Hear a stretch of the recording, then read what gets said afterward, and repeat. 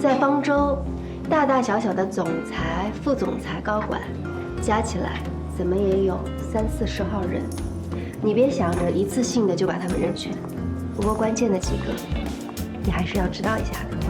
李月，方舟移动互联网事业群总裁，是个关系活跃分子，在公司地位不一般。这是陈志和他老婆。陈志是方舟技术总监，技术部和产品部向来是死对头。薇姐是方舟的 CFO， 属于方舟的元老级人物，在座的大部分人都要看她的脸色。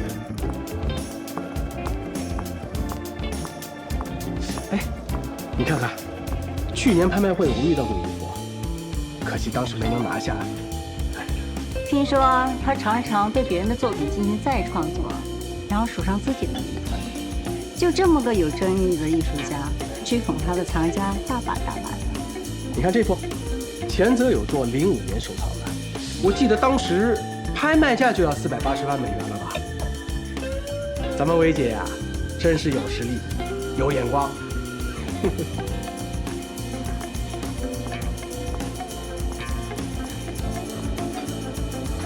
来，敬薇姐吧，啊，薇姐，来，给你尝尝酒。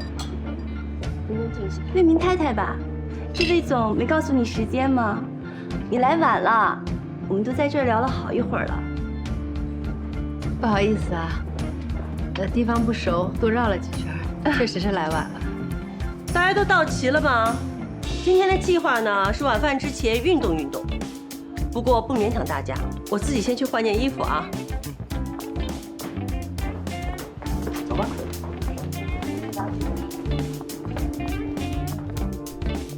哎，宝宝，上次给你介绍那英国斯诺克私教，你后面去上课了吗？哎呀，上了2、3节课，累得人家眼睛都花了。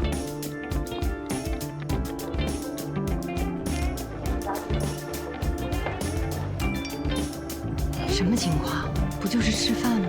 哪来的活动环节啊？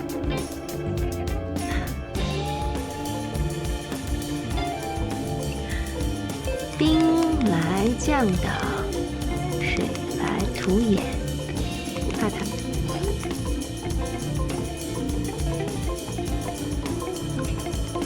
半个小时后到。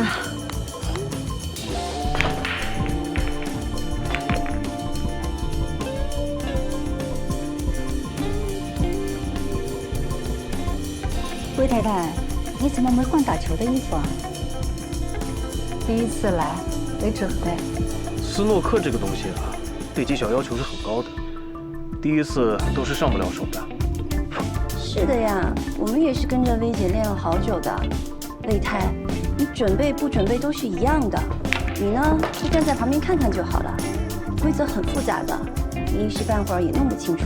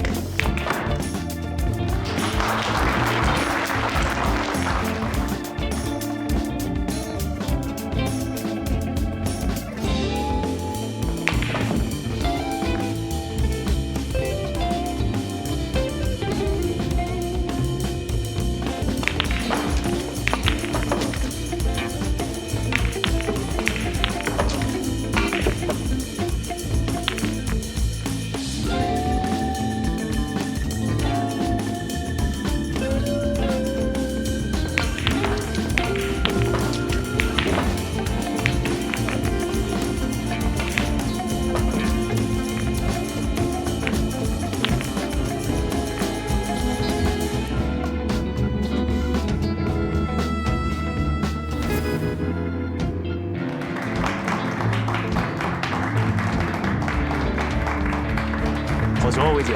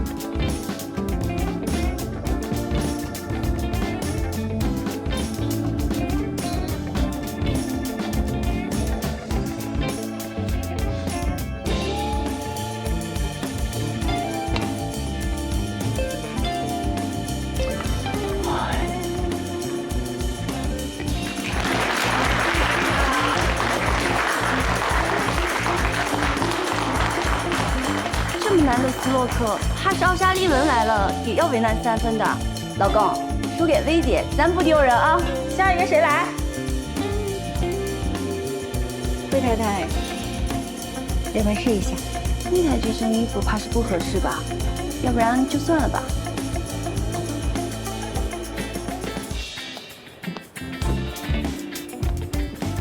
魏总，哎，怎么才来啊？我来给魏总太太送衣服的。哦，魏太太，魏总让我提醒你，出门别那么粗心，少带一件衣服都不知道。给。啊，知道了，谢谢啊。魏太，现在有衣服了，要不要跟魏姐打一局啊？好啊。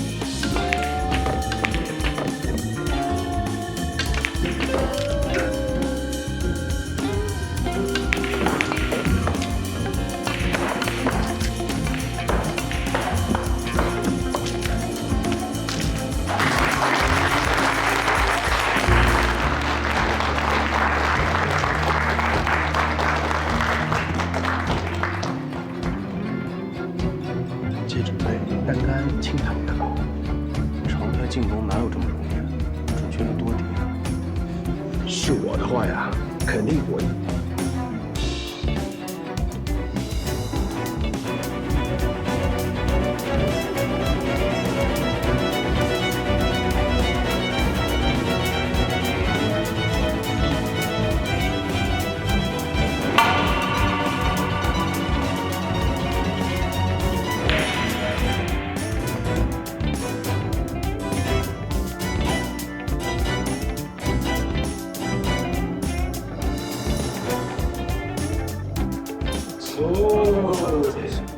高手啊！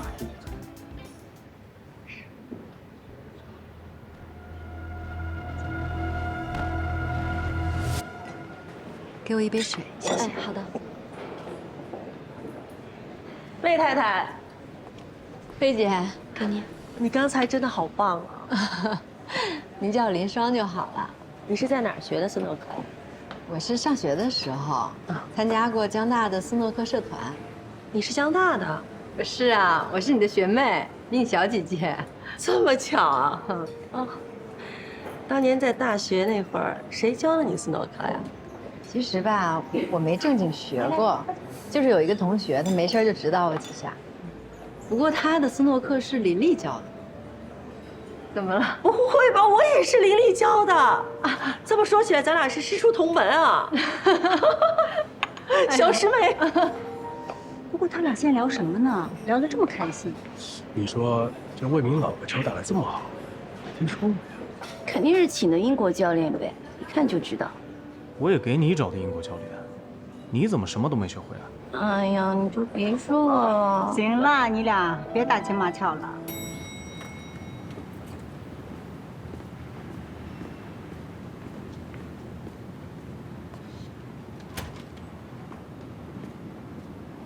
回来了，今天怎么样？你简直给我挖了个大坑。不至于吧？不就一起吃个饭吗？至于你自己怎么去？我不有重要客户呢吗？这身衣服没见你穿过呀？什么时候买的？哦，好久没穿了，去年买的。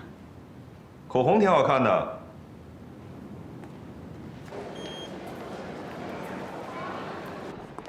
魏总早。早上好。早上好。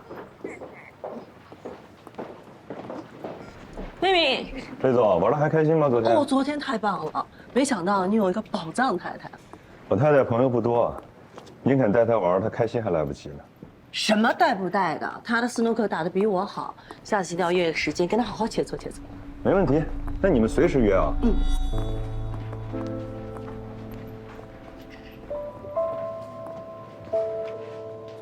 要不是啊，你提前帮我排雷，还临时赶来救场，我现在应该已经社死了。其实这些人啊，不管是强势还是温顺，看的都是公司的职位还有利益关系。有了磐石这张牌，魏明升 VP 应该就是这1、2个月的事儿了。新来的那个助理黄佳怡，她爸爸是黄董，魏明最近可是对她殷勤得很。你的意思是，魏明为求自保，想借黄佳怡来讨好黄董？也不一定是自保吧。人心不足蛇吞象，魏明还不到40岁，他的野心应该不仅仅只是一个副总吧。副总之上那就是 CEO。魏明是有点才华和小聪明，当一个副总算是比较匹配的。但是，如果让他掌舵全局来领导一家公司，那他还差了点格局。他知道他自己差的这点格局，需要一个强大的后盾来帮他补上。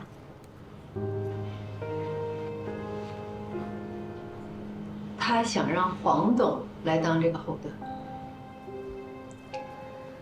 魏明的能力嘛，是有一些小天赋，但是论起对付女人，他可是天下第一。我看那个黄佳怡被家人保护得很好，一点鉴别男人的能力都没有。他已经着了魏明的道了。如果只是提携自己的女儿，那这份恩情黄董未必会记挂很久。但如果成为黄董的家人，那就不一样。你说魏明要娶黄佳怡？以我对魏明的了解，不是不可能。那这也太毁三观了吧！不管怎么样，找工作的事情呢，还是得抓紧。对了，魏明的工资还有奖金都是公开的，再加上我知道的分红和绩效，我估算出了他大致的年收入。另外，他这个人喜欢搞小动作，回扣也没少拿。我知道的，全部都在里面。谢谢，这次帮了我大忙了。思义说，在财产分割当中，对方一定会想方设法的降低你分得财产的比例。但是如果我能了解他全部的收入状况，把能分的蛋糕尽量做大，这也算是变相的多分了一些财产。该是你的，咱们1分都不能让。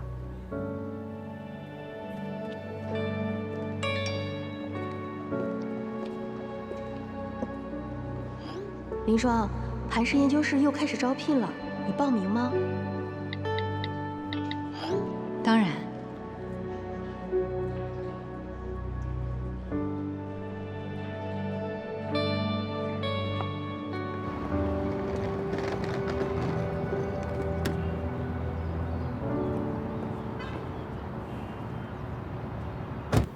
魏总，跟您确认一下，咱们是去 T2对吧？对。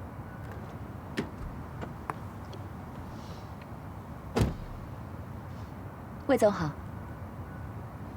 明博呢？公司不是派他跟我一起出差吗？明博突然有点急事，脱不开身，所以公司就派我去了。师傅，出发。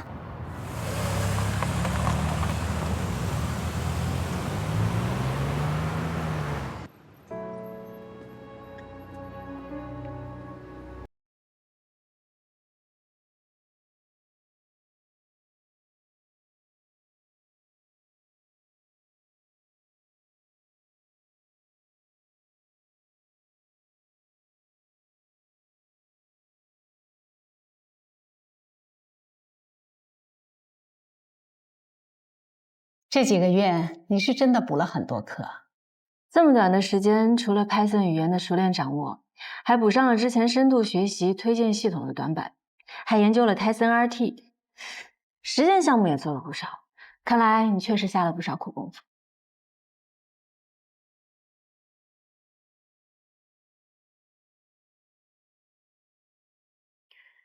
能够进入磐石研究室，对我来说非常重要。希望各位能再给我一次机会。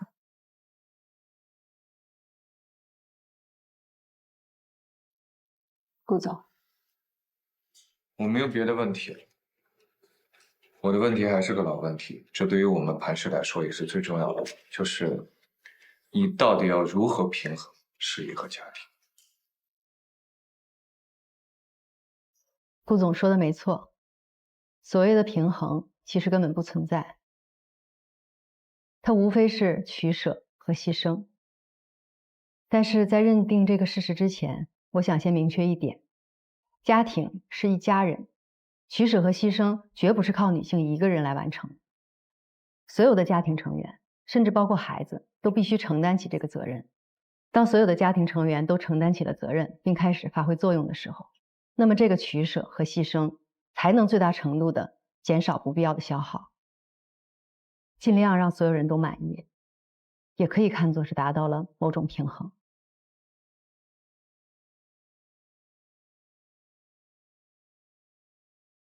你刚刚这番话呢，说的很有道理，但是你表达的只是一种理想化的状态，恐怕执行起来是非常难的。而且，程序员是高强度的工作，即便是大学刚毕业的年轻的员工，也有时候可能会感到力不从心。所以你到底拿什么来证明你能够胜任？我想让大家看一个表格。我的一天是从早上6点开始的，洗漱、更衣。6点20，我准备早餐，叫家人起床。7点15送孩子去幼儿园。8点菜场买菜。8点40回到家里，收拾餐桌，整理衣服，还要处理一些缴费和外出事宜。一边我还要用手机听课。12点钟，我会利用午餐的时间下单一些生活必需品。12点半，午餐结束，我为晚餐做准备。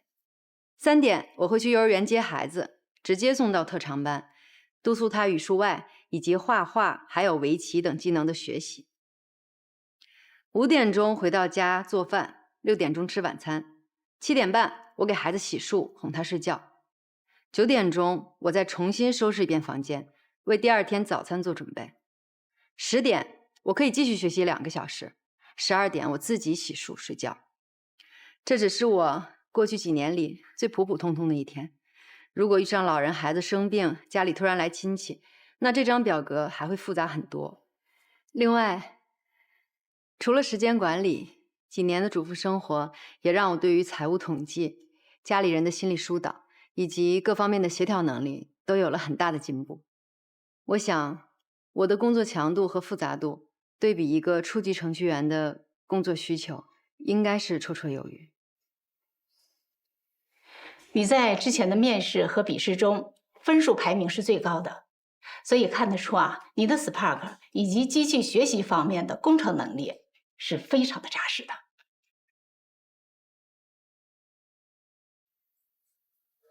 顾总，您还有问题吗？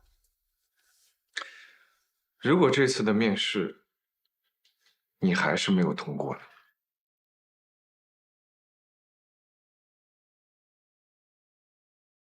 我一开始出来找工作，其实动机非常单纯，就是想赚点工资。选择做程序员也是因为老本行好上手。但在这几个月的跌跌撞撞里，我开始想起来那个曾经在家庭主妇身份中过度自我认同而丢失的自己。所以，不管我能不能来磐石工作，我都笃定了会在寻找自我、实现自我的路上继续前行。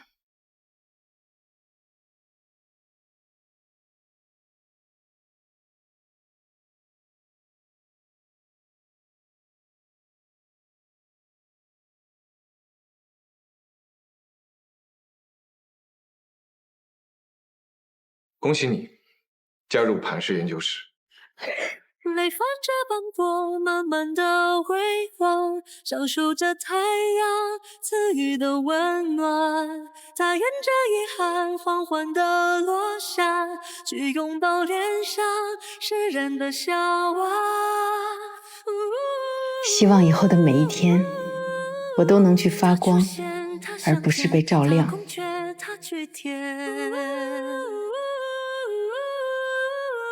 他看见，他蜕变，他不屑，他共勉。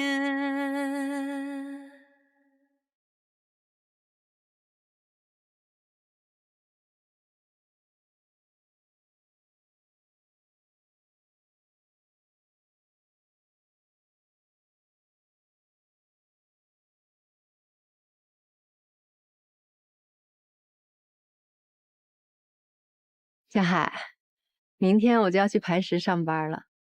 刚开始上班呢，我估计会有点忙，会有一段时间的适应期。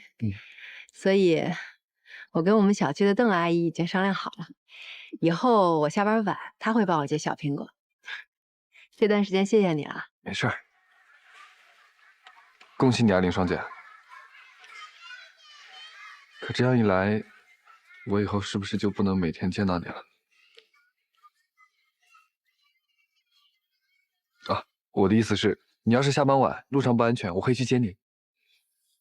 不用，我现在自己开车很方便的。你帮我照顾小苹果，我已经很不好意思了。其实我吧，有的时候就是想每天能听一听你说话的声音，见你一面吧，就哪怕隔得远远的看着也好。我没有别的意思了，我也不是想去骚扰你。江海，我真的只拿你当普通朋友，也希望你可以尊重我们作为普通朋友的界限。我知道的。哎，当然了，果果交代的任务，妈妈能不完成吗？跟小朋友们分一下。吃糖啦！哦，谢谢。林双姐，还是拿我当小孩子呢。那你就拿出点大人的样子来嘛。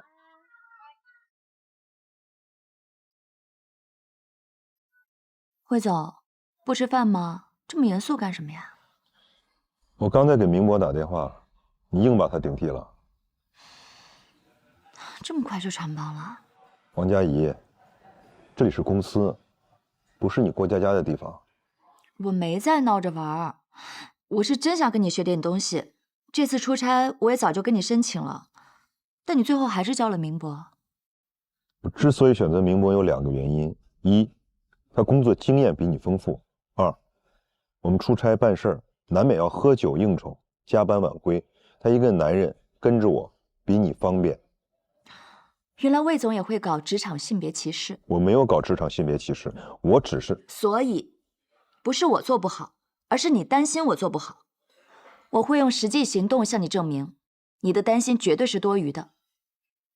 再说了，你现在没什么备选方案了，我们还是抓紧聊聊项目吧。冒名顶替的账我回公司再给你算。先吃饭。我们这次来，主要是要磕江南几个老牌企业，你回去查查资料，好好做做功课。嗯。还有，要跑几家公司，几个地方，所有的路线、车都提前安排好。好的。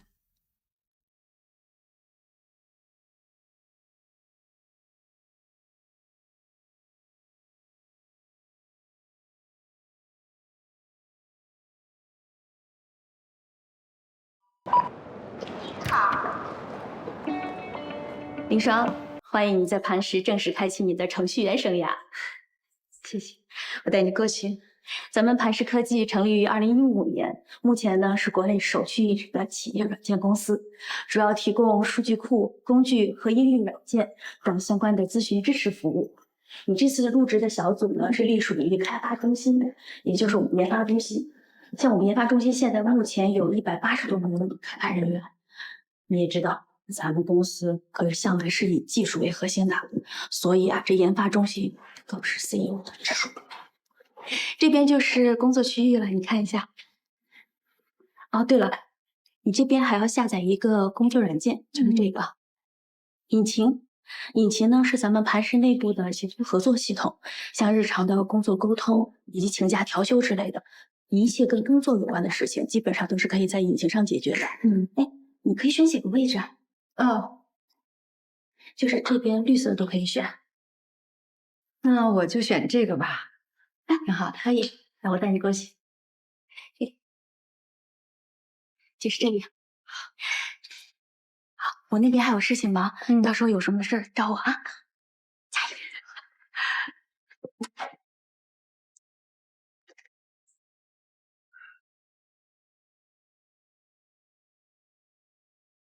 女山啊，喂，林双啊，你这个工位啊，正对着 CEO 办公室，无论是上班呢、摸鱼还是留发，全都一览无遗，能够感受到来自 CEO 的零距离关怀，是我们整个磐石出了名的动手宝地。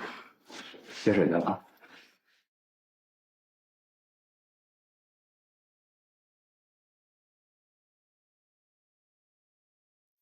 下周的产品需求会，所有的流程已经同步到你们电脑上了，自己看一看啊，完全根据这个规章制度走。各部门你们稍微协调一下，好吧？哎，听清楚了啊？散会。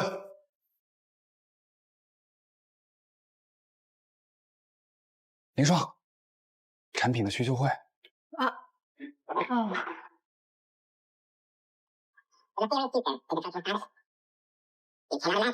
语速这么快，能听清啊？提高获取信息的效率嘛，多听听就习惯了。散会。太能说了。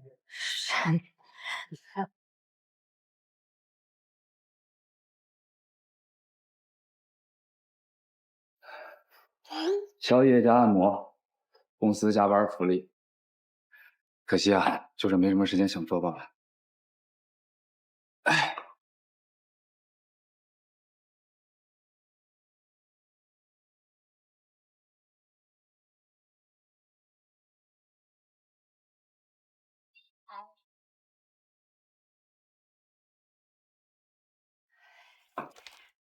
不好意思啊，邓阿姨。没事，睡熟了。那我去了啊，我送你。好，那你注意安全，谢谢啊。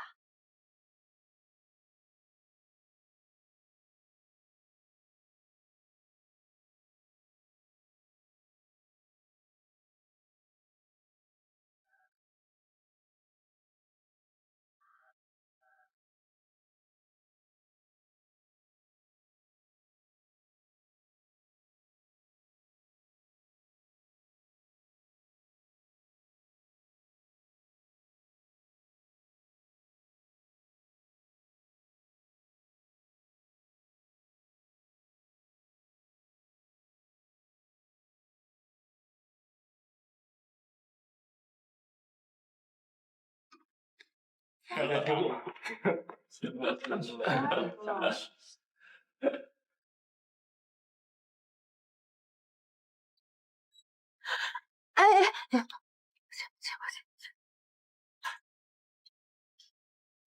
问你，我是谁吗？你是这么一个导护者，导护者吗？看到。哦，这个程序不行，哦，不是，谢谢。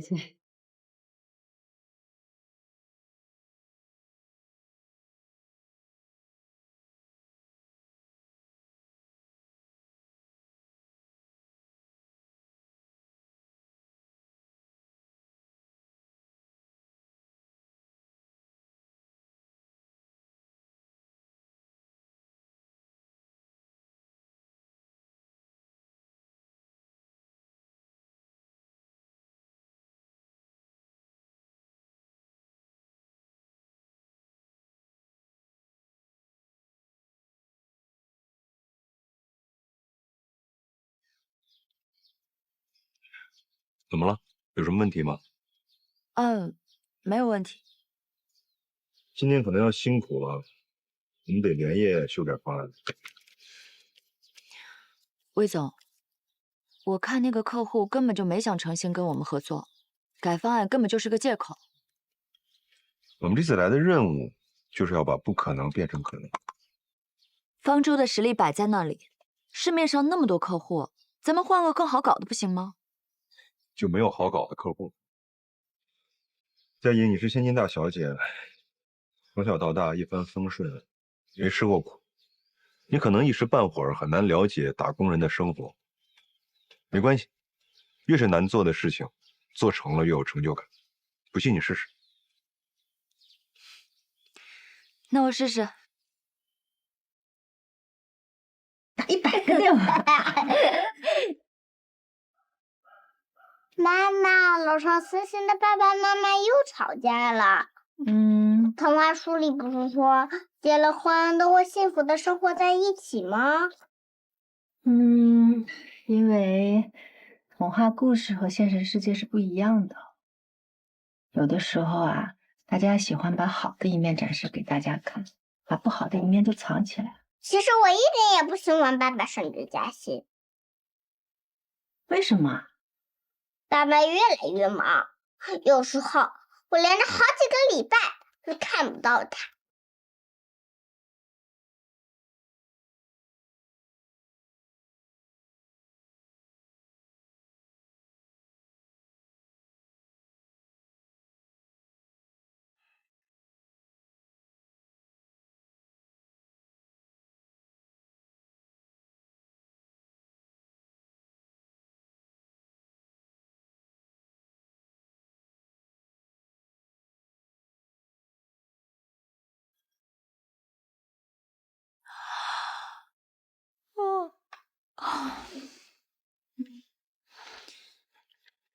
佳怡，你把星辉的资料让我看一下。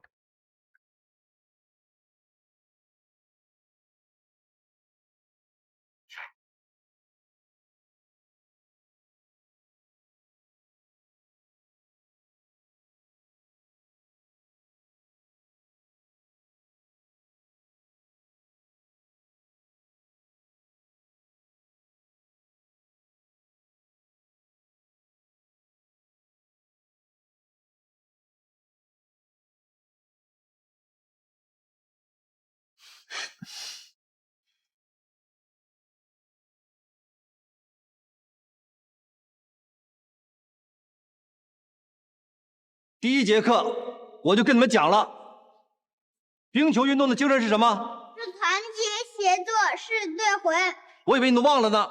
刚才为什么不把球传给小苹果？都不把小苹果当成自己队友，还谈什么队魂？教练，不是我们不想把小苹果当成队友，我也想传球给他呀，可他跑得太慢了，我力气大，怕把他撞飞了。过一会儿他该哭鼻子说我欺负他了。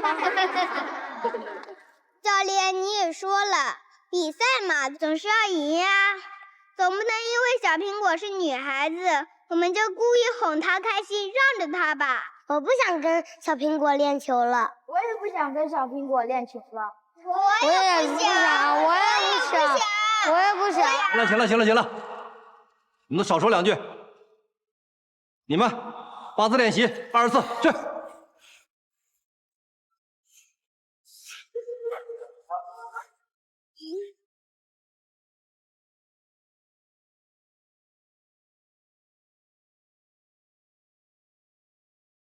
林生，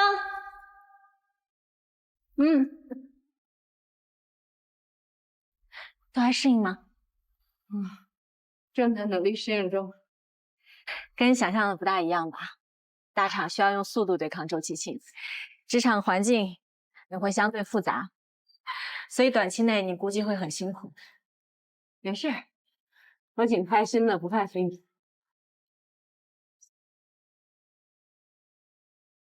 哦，对了，昨天你跟老柴反映了量化算法的问题，他直接把邮件转发给了研发部的负责人何总，然后抄送给你。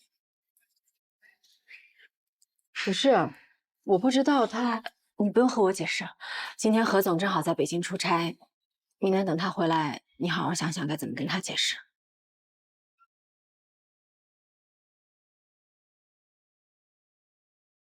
你说那老柴怎么能这么阴呢？我正常给他发私信反映问题，他招呼都不打，直接就把邮件转给了何总，这明摆着让何总恨我的嘛！要不是舒曼刚才告诉我，我都不知道我被人当枪使。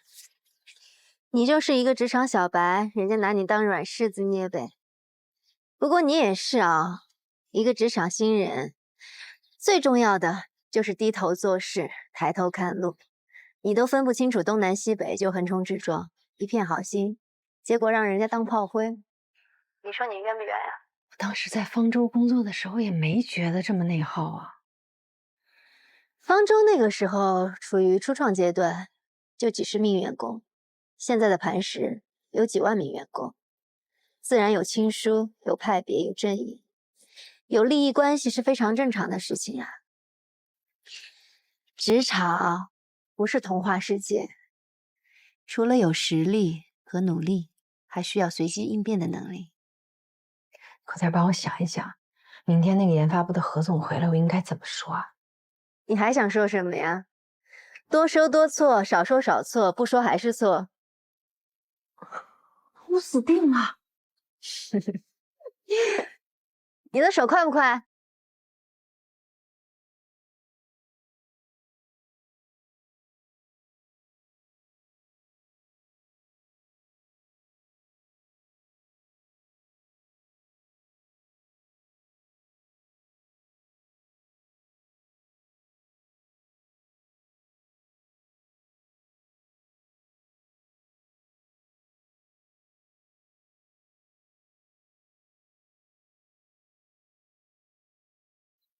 基于我这次去北京项目洽谈，进一步了解了客户的需求。稍后呢，负责这个项目的同事啊，跟我走，咱们单独开个会聊一聊。好。哦，有同事给我发邮件，反映开源的量化算法性能不佳，所以刚刚会前我特地找了 KV 跑了一下算法，测了一下性能效果，结果发现根本不存在邮件里反映的问题。这到底是怎么回事啊？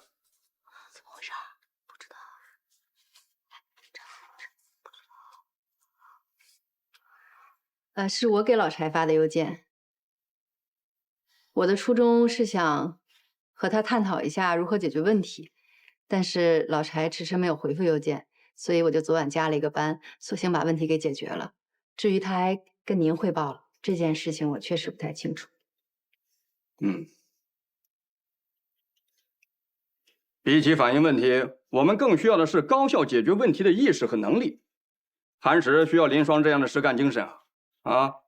哎呀，我就是做好自己的本职工作啊。我是一个新人，我做事的原则非常的简单，就是低头做事，抬头做人。我还有很多不足的地方，希望各位同事日后可以多多指正。老柴啊，以后遇到问题，不要老想着甩锅啊，多动动脑子。好了，就到这儿吧。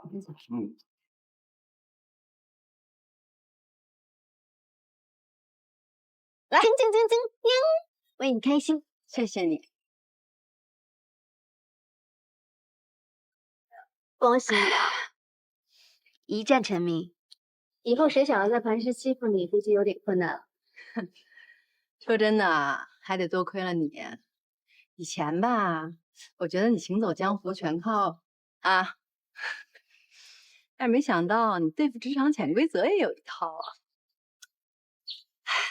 我希望在职场上，你永远也不要知道这些潜规则。对付职场这种小垃圾，我可是有100种办法。以后看他们谁还敢欺负你。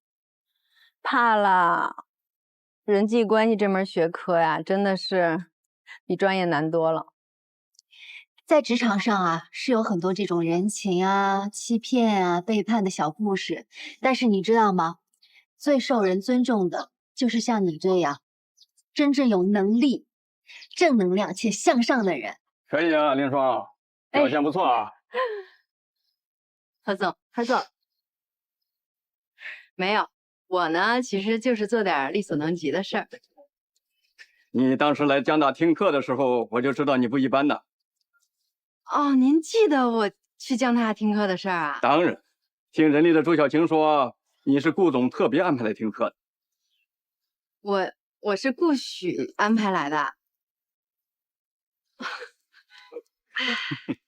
行了，你们继续吧。哦，何总您慢走啊。好。干嘛？这个顾许什么情况？他可是你的冤家对头，他为什么会帮你啊？而且他还帮了我。他该不会是对你有什么企图吧？哇，对我有神经病啊！我有什么可企图的？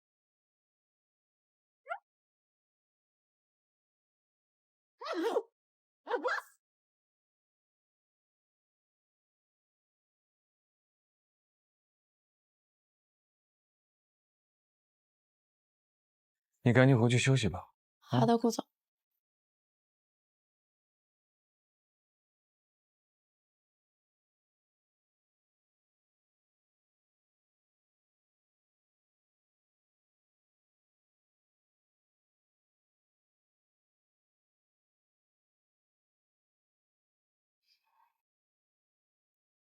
哎呀，还没写完呢。我已经给你保存好了，困了就回家睡觉，别在公司浪费电。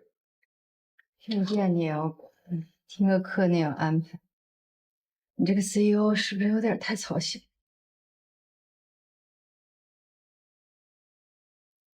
我去江大听课的事儿是你安排的吧？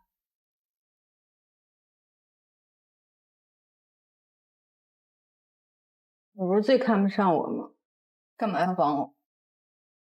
我帮你是2个原因：一，你是林老师的女儿，林老师对我的恩情无以为报，所以我只能从你这儿借花献佛；二，倒是我个人原因。其实我之所以成为今天的顾许，在某种程度上是得益于你。因为我，你是我在大学生涯里一直想要超越，却偏偏怎么也超不过的那个对手。整整7年，我都活在你的阴影里边。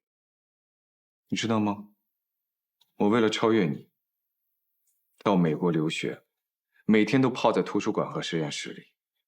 创业之后，更是把办公室当成了家。我用了2年的时间，就把创业公司做成了业内独角兽。就连我接受磐石的 offer 回到国内，有一大半的原因是想要重新跟你一较高下。现在你呢？我设想过无数种我们重逢的可能性，唯独没有想到过眼前这种。武侠小说你看过吧？什么意思？我拼尽了全力练成盖世武功，就是想要和你重新一较高下。现在孤独求败的心情，我倒是体会到了。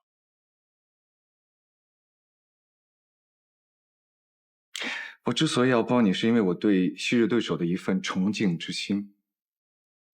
当然，我也奢望着，也许有一天，你能重新拥有与我一决高下的实力。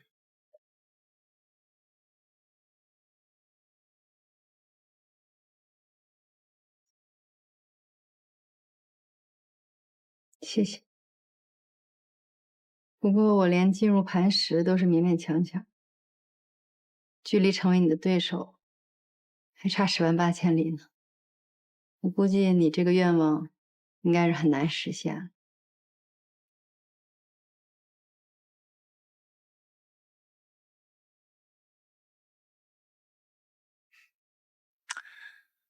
没关系，有得必有失嘛，也好。看着昔日的劲敌，现在兢兢业业的每天为我搬砖打工，也是一种特别的享受。可惜这种感觉，这辈子你是体会不到。撑不住了就赶紧回去休息，但是绩效完不成，工资还是要照扣的。